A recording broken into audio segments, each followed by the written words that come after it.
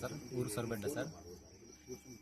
ఇక్కడ మీ ఊరు వంతమూరు టవర్ కిందకి వస్తుందండి.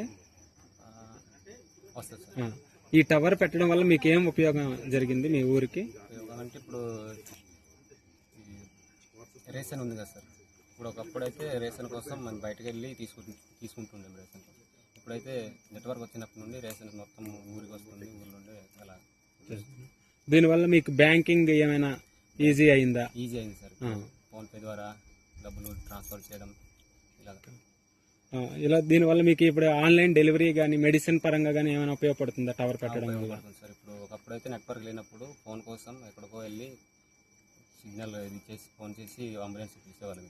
ఇప్పుడైతే నెట్వర్క్ వచ్చినప్పటి నుండి ఇంటి నుండి ఏమైనా ఇంట్లో వాళ్ళు ఆరోగ్యం బాగాలేకపోయింది ఇంటి నుండే ఫోన్ చేసి ఇలా పరిస్థితి అంటే అంబులెన్స్ కట్టడానికి అలా. మీకు తెలుసా ఈ టవర్ అంటే గవర్నమెంట్ సబ్సిడీ వల్ల ఈ ఊర్లో పెట్టారని మీకు తెలుసా? నరేంద్ర మోడీ గారి ఇనిషియేషన్ వల్ల ఇక్కడ పెట్టారని మీకు ఏమైనా ఐడియా ఉందా? లేదా? ఓకే. అంటే మామూలుగా దీనికి సబ్సిడీ అంతా గవర్నమెంటే భరిస్తుందండి. మీ అందరికీ టెలిఫోనిక్ సర్వీసెస్ అందాలని చెప్పి గవర్నమెంట్ ఆఫ్ ఇండియా ఇనిషియేటివ్ ఇది.